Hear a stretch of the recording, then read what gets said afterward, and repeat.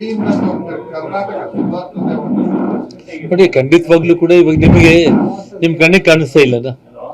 ಇವತ್ತು ಅಲ್ಪಸಂಖ್ಯಾತರ ವಿಷಯದಲ್ಲಿ ಸರ್ಕಾರ ಯಾವ ರೀತಿ ಅವ್ರನ್ನ ಬೆಳಿಗ್ಗೆ ಎದ್ರೆ ಓಲೈಕೆ ಮಾಡಬೇಕು ಅಂತೇಳಿ ನಿನ್ನೆ ನಮ್ಮ ಪಕ್ಷಕ್ಕೆ ಸಂಬಂಧ ಇಲ್ಲ ಅಂದರೂ ಕೂಡ ಬಸವನಗೌಡ ಪಾಟೀಲ್ ಯತ್ನಾಳ್ ಅವರು ಭಾಳ ಒಂದು ದೊಡ್ಡ ಮಾತು ನಿನ್ನೆ ಹೇಳಿದ್ದಾರೆ.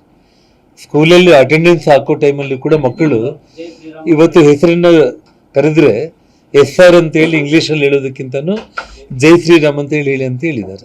ಸೊ ಯಾಕಂದರೆ ಇವತ್ತು ಕೋಮು ಗಲಭೆ ಆಗಿರ್ಬೋದು, ಸಮಾಜದಲ್ಲಿ ಇವತ್ತು BJP ಬಗ್ಗೆ ಆಪಾದನೆ ಯಾರೇ ಮಾಡಿದ್ರು ಕೂಡ ನಾವು ಒಪ್ಪಲ್ಲ.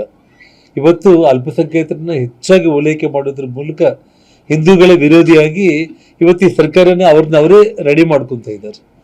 ಸೊ ಹಾಗಾಗಿ ಇವತ್ತು ಯಾವುದೇ ಕಾರಣಕ್ಕೂ ಕೂಡ ಇವಾಗ ಹಿಜಾಬ್ ವಿಷಯದಲ್ಲಿ ಹೈಕೋರ್ಟು ಸುಪ್ರೀಂ ಕೋರ್ಟಲ್ಲಿ ಇದ್ರೂ ಕೂಡ ಇವತ್ತು ಅದನ್ನು ಸರ್ಕಾರ ಒಂದು ಜೀವೋ ಪಾಸ್ ಮಾಡುತ್ತೆ ಅಂತಂದರೆ ಇವತ್ತು ಕೋರ್ಟ್ಗಳಿಗೆ ಬೆಲೆ ಇಲ್ದಂಗಾಗಿದೆ. ಇವತ್ತು ಹೈಕೋರ್ಟು ಸುಪ್ರೀಂ ಕೋರ್ಟುಗಳನ್ನೇ ಇವತ್ತು ಕ್ಯಾರಿ ಅಂದಿಲ್ದಂಗೆ ನ್ಯಾಯಸ್ಥಾನಗಳಿಗೆ ಗೌರವ ಕೊಡದೇನೆ ಇವತ್ತು ಇವರು ಜೀವೋ ಇಶ್ಯೂ ಮಾಡ್ತಾರೆ.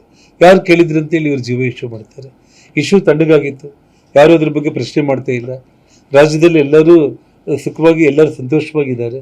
ಇದ್ದಕ್ಕಿದ್ದಂಗೆ ಸಮಾಜನ ಒಡೆಯೋ ಪ್ರಯತ್ನ ಕಾಂಗ್ರೆಸ್ ಪಕ್ಷ ಮಾಡ್ತಾ ಇರೋ ಕಾರಣ ಇದು ಆಟೋಮೆಟಿಕ್ ಆಗಿ ಹಿಂದೂಗಳಲ್ಲಿ ಐಕ್ಯತೆ ಅನ್ನೋದು ತಾನಾಗಿ ಬಂದ್ಬಿಡುತ್ತೆ ಅಷ್ಟೇ. 100ಕ್ಕೆ 100 ನನ್ನ ಬೆಂಬಲ ಇದೆ. ಇವತ್ತು ನಾನು ಕೂಡ ಯಾವುದೇ ಶಾಲೆ ಕಾಲೇಜುಗಳಿಗೆ ಹೋದರೂ ಕೂಡ ಇದೇ ವಿಷಯವನ್ನೇ ನಾನು ಬಹಿರಂಗವಾಗಿ ನಾನು ಕರೆಯನ್ನು ಕೊಡ್ತೀನಿ. ಖಂಡಿತವಾಗಿ ಕೇಸರಿ ಪೇಟೆ ಸುತ್ಕೊಂಡು ಹೋಗ್ಲಿ, ಕೇಸರಿ ಶಾಲ್ ಹಾಕ್ಕೊಂಡು ಹೋಗ್ಲಿ, ನಾವು ಭಾರತೀಯರು, ನಮ್ಮ ಹಿಂದುತ್ವ, ನಮ್ಮ ದೇಶ, ನಮ್ಮ ಸನಾತನ ಧರ್ಮ. ಇಲ್ಲಿ ಉದಯನಿಧಿ ಸ್ಟಾಲಿನ್ ಬಗ್ಗೆ ತಾವೆಲ್ಲ ಕೂಡ ನೋಡ್ತಾ ಇದ್ದೀರಿ ಸೋಷಿಯಲ್ ಮೀಡಿಯಾದಲ್ಲಿ. ಫಸ್ಟು ಅವ್ರ ಮನೆಯಲ್ಲಿ ತಾಯಿಗೆ ಹೇಳಿದೆ ದೇವಸ್ಥಾನಕ್ಕೆ ಹೋಗ್ಬಾರ್ದು ಅಂತೇಳಿ. ಸುಮ್ಮನೆ ಬಾಯಿಗೆ ಬಂದಂಗೆ ಹುಚ್ಚುಚ್ಚರಾಗಿ ಮಾತಾಡುವಂಥ ಮಾತುಗಳು ಇವೆಲ್ಲ ಕೂಡ ಲೆಕ್ಕಕ್ಕೆ ಬರೋಲ್ಲ ಅಸಲು.